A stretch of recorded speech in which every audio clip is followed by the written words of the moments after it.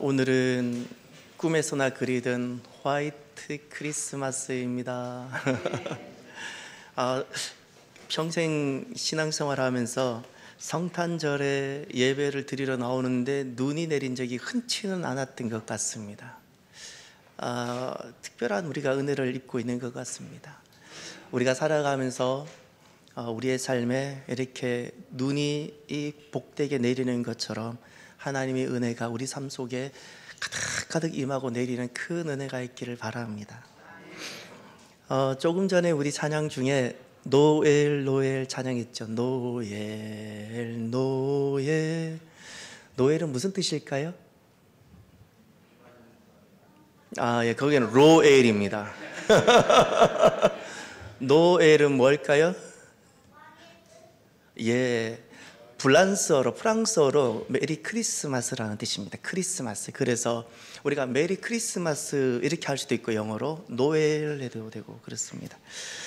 오늘 참 기쁜 이유가 눈이 와서도 기쁘지만 우리 요셉 공동체, 우리 어린이들과 함께 예배 드리는 것이 너무너무 기쁩니다. 시연아, 로엘이, 시야, 그리고 라엘이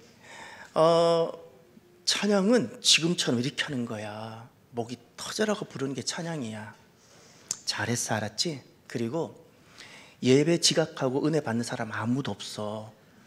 엄마가 늦게 자더라도 먼저 와. 그냥 목사님 어렸을 때 40분 걸어 다녔어.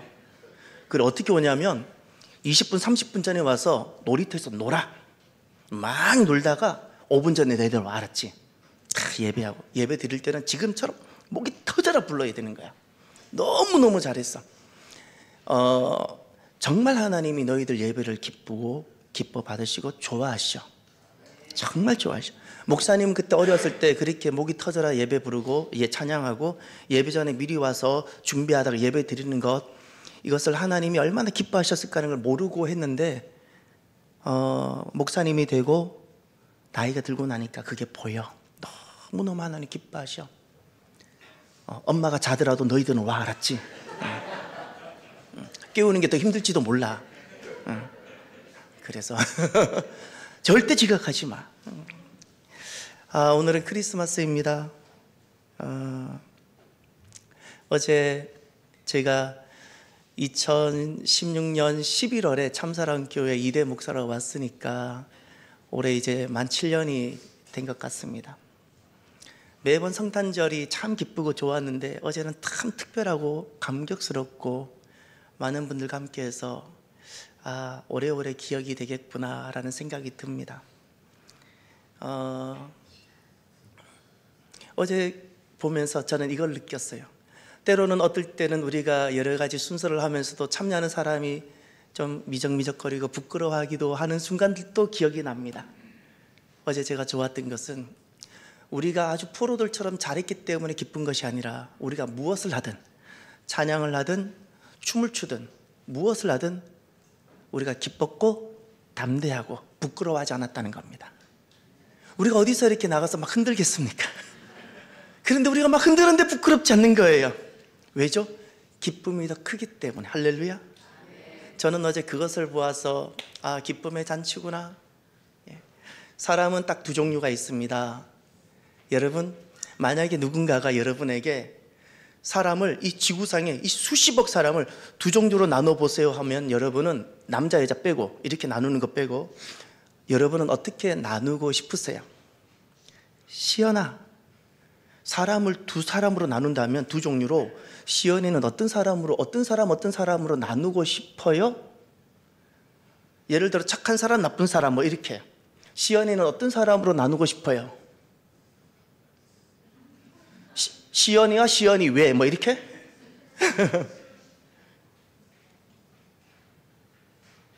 예. 못 들었어요. 아빠가 키가 크니까. 예. 키 작은 사람은 사람도 아니야. 키 작은 사람은 오늘부터 좀 우리 회개도 하고. 시연이가 보는 사람은 어떻게, 로엘이 뭐라고? 이야,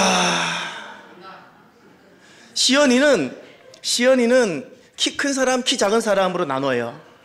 로엘이는 본인이 키가 별로 안 크기 때문에 아빠도 아무리 봐도 키가 큰 것 같진 않으니까 로엘이가 보는 사람은 예수님 믿는 사람과 믿지 않는 사람. 자, 시연아, 목사님에게 한번 물어봐줘. 목사님은 사람을 이렇게 사람들이 많은데 목사님은 어떻게 나누고 싶어요? 라고 물어봐줘.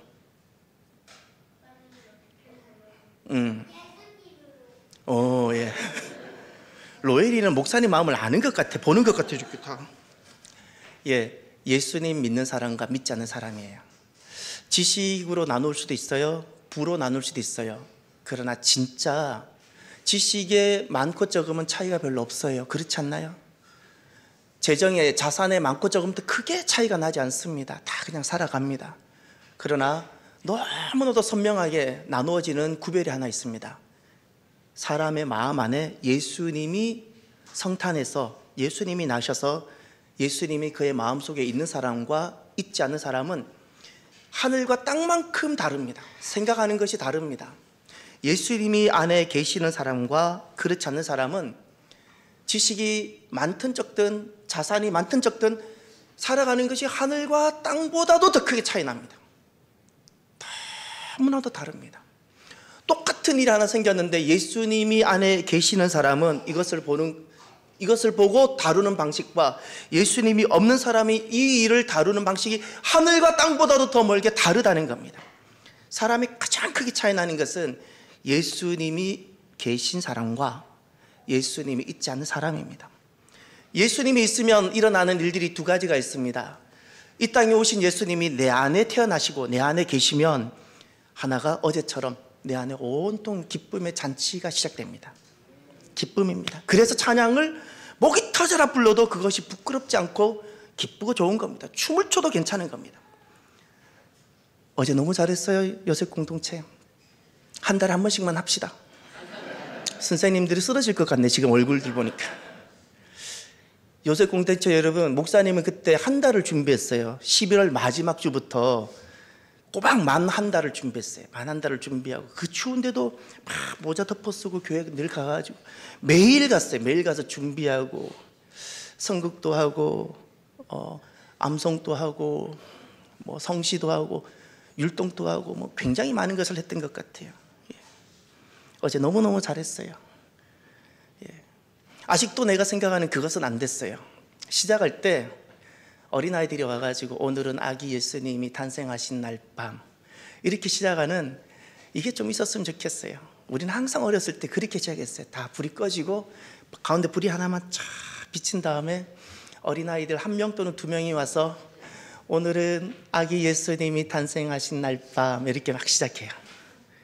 그리고 마지막에는 메리 크리스마스 하고 들어가요. 그러고 나면 쫙 진행이 되는 거예요. 예. 이걸 그렇게 부탁했는데도 예. 자, 주님이 오시면 우리 안에 일어나는 것이 이렇게 기쁨의 잔치입니다. 그리고 또 한 가지가 더 있어요. 누가복음을 보면 기쁨의 잔치가 가득하고요. 오늘 보면 마태복음을 보면 예수님이 우리 안에 계시고 태어나게 내 안에 계시기 시작하면 우리 안에 일어나는 두 번째가 있어요. 무엇일까요? 동방박사를 보면 알 수 있습니다. 첫 번째 질문, 동방박사는 왜 예수님을 찾았다고 생각하세요? 오늘 1절과 2절을 보십시오. 헤롯 왕 때에 예수께서 유대 베들레헴에서 나심에 동방으로부터 박사들이 예루살렘에 이르러 말하되 유대인의 왕으로 나신 이가 어디 계시냐? 우리가 동방에서 그의 별을 보고 그에게 경배하러 왔노라 하니. 아멘. 다시 첫 번째 질문을 드려볼게요. 동방박사는 왜 예수님을 찾았을까요? 경배입니다. 맞아요. 경배하기 위해서. 예. 경배라는 것은 단순히 목을 한번 숙이는 것이 아닙니다. 경배라는 단어를 가만히 보면 무릎을 꿇다, 엎드리다, 복종하다는 뜻입니다. 이것이 바로 예배입니다. 동방박사는 아기 예수님을 예배하러, 경배하러 온 겁니다. 동방박사 나이는 젊을까요? 나이가 많았을까요? 시연이. 동방박사 나이는 아빠보다 많았을까요? 적었을 것 같아요. 왜 이유는 뭐라고 생각해요? 왜 아빠보다 나이가 많았을 것 같아요?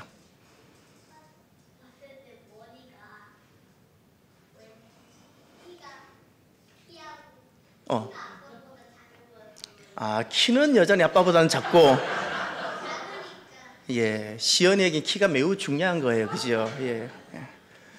동방 박사는 적어도 그 많은 지식과 경륜을 갖기 위해서는 젊지는 않았을 겁니다. 동방 박사 나이가 어디에도 나오진 않습니다. 그러나 그 많은 경륜과 지식을 갖기 위해서는 그는 모든 젊은이 시절을 지나고 많은 경륜을 갖는 노년의 때를 갖지 않았을까라고 추정들을 많이 합니다. 그는 최고의 전문가고 지식인입니다. 그런데 아기 예수님을 찾아뵙고 엎드리고 그분 앞에 무릎을 꿇고 복종하기를 주저하지 않았습니다. 여러분, 성탄이 나에게 딱 생기게 되면 우리에게 일어나는 정말 하나의 변화가 생깁니다. 그것은 예수님을 경배하며 예배합니다.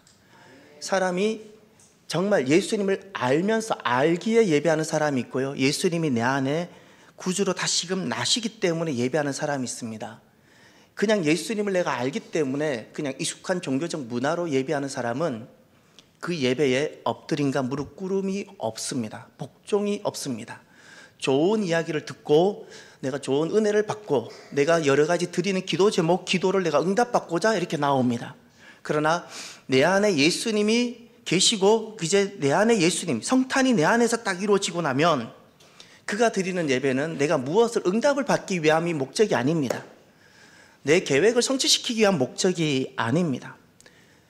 그 예수님 앞에 내가 무릎을 꿇게 되고 그냥 완전히 엎드리게 되는 겁니다. 출애굽의 목적이 있지요. 나는 그들의 하나님이 되고 그들은 나의 하나님이 되리라. 저를 한번 따라 합시다. 나는 그들의 하나님이 되고 그들은 내 백성이 되리라. 이것이 구원의 목적입니다. 하나님은 하나님이시고 지식이 많든 적든 자산이 많든 적든 나이가 많든 적든 우리는 하나님 백성입니다. 이 관계는 무엇이죠? 예배하는 관계라는 거예요. 우리는 예배하는 관계예요. 이것이 구원의 목적입니다. 구원의 목적. 그럼 타락이란 무엇일까? 타락이란 죄를 좀 많이 지으면 타락일까요? 하나님을 예배할 이유를 갖지 못한 채 성실하게 살아가는 것이 타락입니다. 내가 왜 하나님을 예배해야 되는지, 내가 왜 예배 때 지각하지 아니하고 모든 것을 준비해서 먼저 나와 내가 왜 마음의 무릎을 꿇고 엎드려야 되는지를 알지 못한 채 살아가는 사람들이 타락이라는 겁니다. 타락. 사람들이 예배를 왜 실패할까요? 예배를 실패하는 이유는 지난날 예수님을 내가 만나기 전에 살았던 것처럼 나를 높이고 내 이름을 위하고 내 계획을 성취시키고 그래서 예배를 실패하는 겁니다. 예배라는 것은 왕이 바뀌는 겁니다.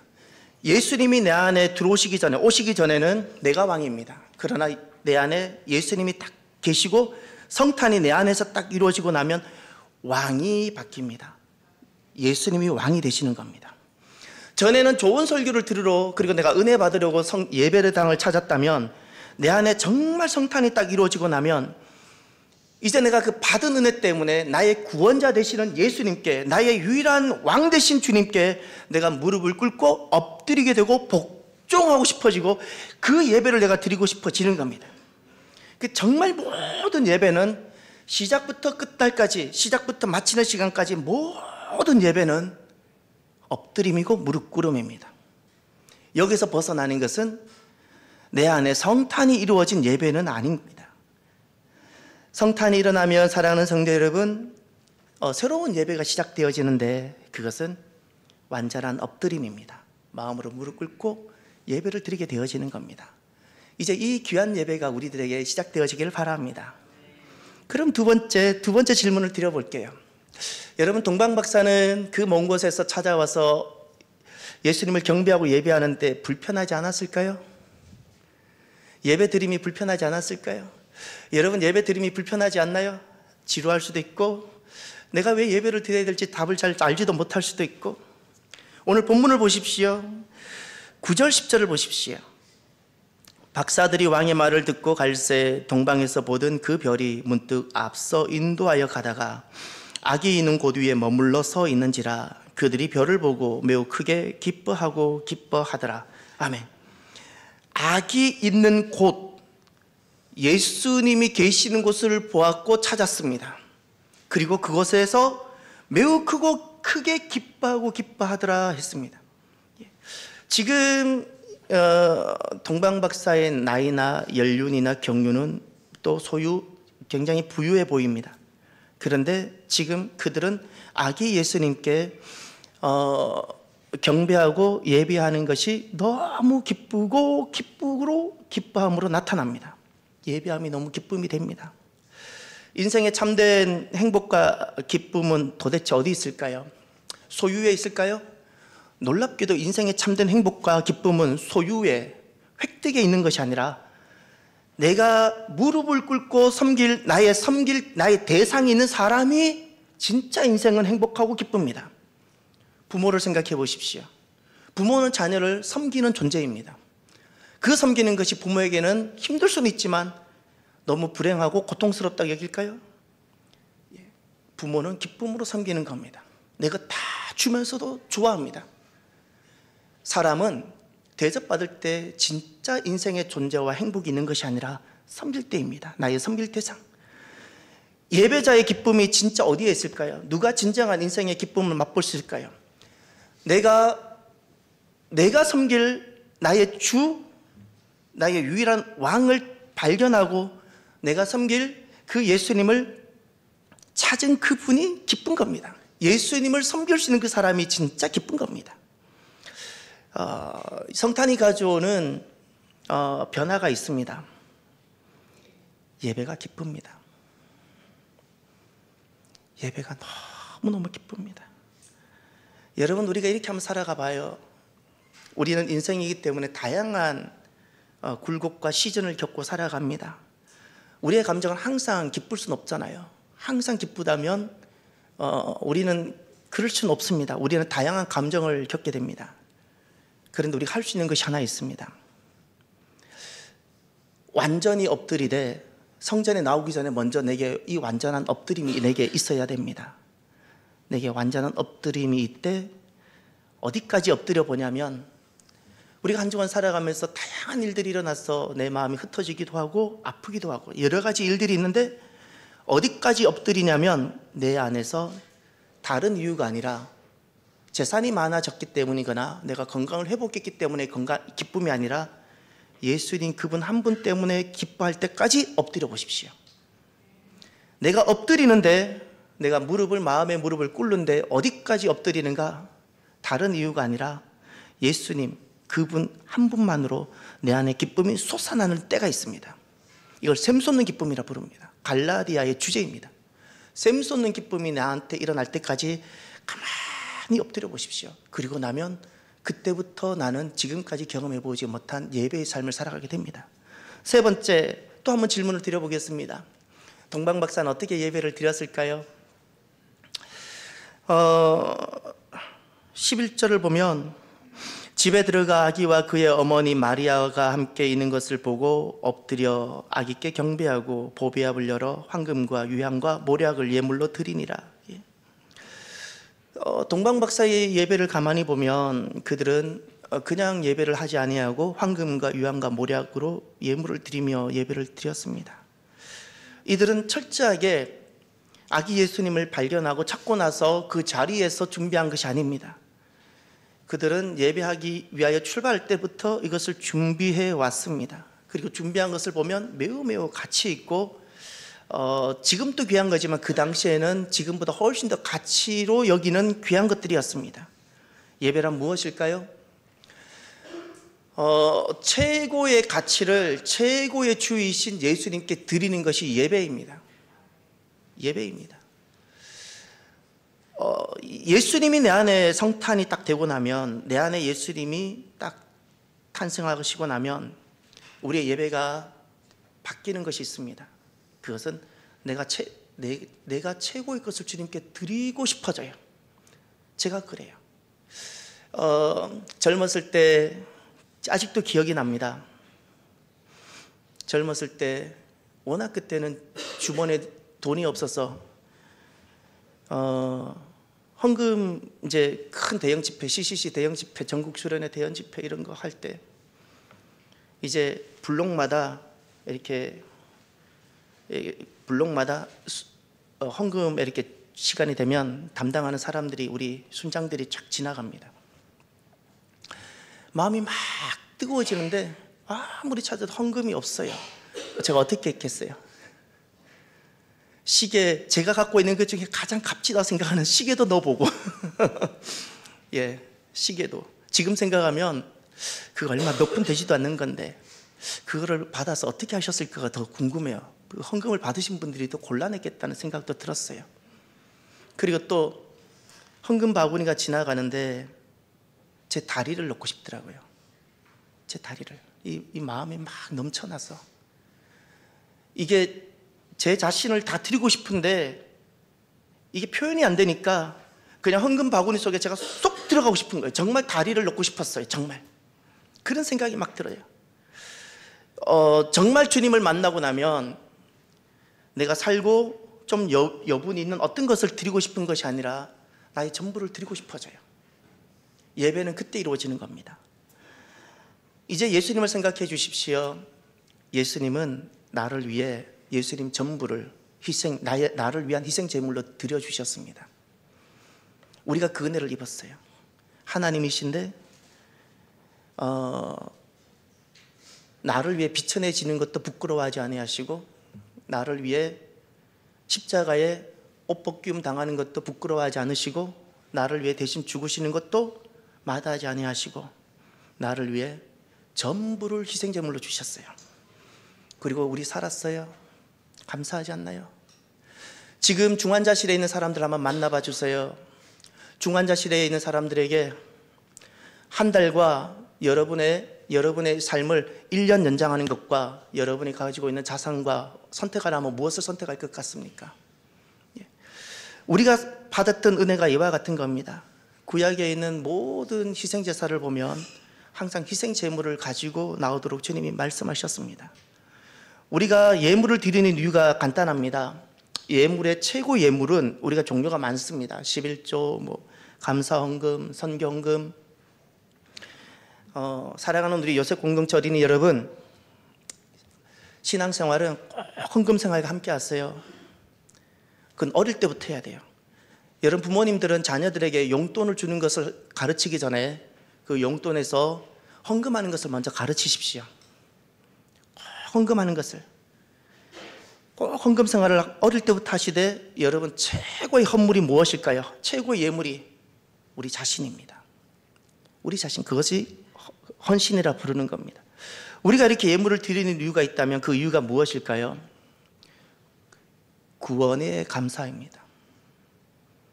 내가 정말 예수님 때문에 거듭나고 다시 살게 되어졌다면 우리는 내가 예물을 드릴 이유를 내가 갖게 될 겁니다. 또 우리가 예물을 드리는 그 이유가 있다면 무엇일까요? 전에는 내가 주였습니다. 전에는 내가 땀을 흘려서 내가 획득했다고 생각을 했습니다. 전에는 이건 내 것이라 생각했습니다. 우리가 그런데 이제는 예물을 드리는 이유가 무엇일까요? 내 안에 성탄이 딱 이루어지고 나면, 아, 이건 내 것이 아니라 주님의 것이었구나. 내 자녀 내 것이 아니라 주님의 것이었구나. 내 가정, 내 기업 내 것이 아니라 주님의 것이었구나를 주잖아요. 알게 되어져요. 그래서 그 고백을 우리가 하게 되어지는 겁니다. 또 우리가 예물을 드린다면 그 이유가 무엇일까요? 주님이 다시 오신다고 약속하셨기에 다시 오시는 주님을 내가 기다리는 재림의 신앙 때문에 예물을 드리는 겁니다. 이것이 성탄이 가져오는 예배의 변화입니다. 사랑하는 성도 여러분, 오늘은 참 복된 성탄절입니다. 정말 예수님이 오시면 우리 안에 일어나는 변화가 있습니다. 그것이 하나가 기쁨이고, 그리고 하나가 예배입니다. 예배입니다. 이 기쁨과 기쁨 플러스 이 예배, 이것이 우리의 삶 속에, 기쁨 플러스 이 예배가 우리 삶 속에 계속해서 이어지고 정말 예배하는 예배자가 되기를 주의 이름으로 축원합니다. 기도합시다. 하나님 아버지, 감사합니다. 주님이 우리 안에 오시면 우리가 모든 것이 기쁘고 해방된, 그리고 다시 살게 된 그 기쁨으로 우리가 감격하며 살아가게 됩니다. 그리고 비로소 예수님을 주로 고백하며 섬기는 감격스러운 경배의 예배를 드리게 됩니다. 이 기쁨과 경배의 삶을 남은 삶 살아가는 우리들이 주여 되게 하옵소서. 이 자리에 어린 우리 요셉 공동체 어린이들이 있습니다. 어렸을 때부터 참된 예배자로, 정말 주님이 보셨을 때 예배하는 예배자로, 그래서 하나님의 은혜가 끊어지지 아니하고 하나님께서 그들을 기르시는, 사람들은 재정만 이야기하면 다들 떨고 그러는데 이들은 그 재정 앞에 조금도 주저하지 아니하고 재정 앞에 주님을 고백하는 우리 귀한 어린아이들로, 믿음의 사람들로 다윗처럼 서가는 우리 요셉 공동체 되게 하여 주옵소서. 감사하며 예수님 이름으로 기도드립니다. 아멘. 찬송가 110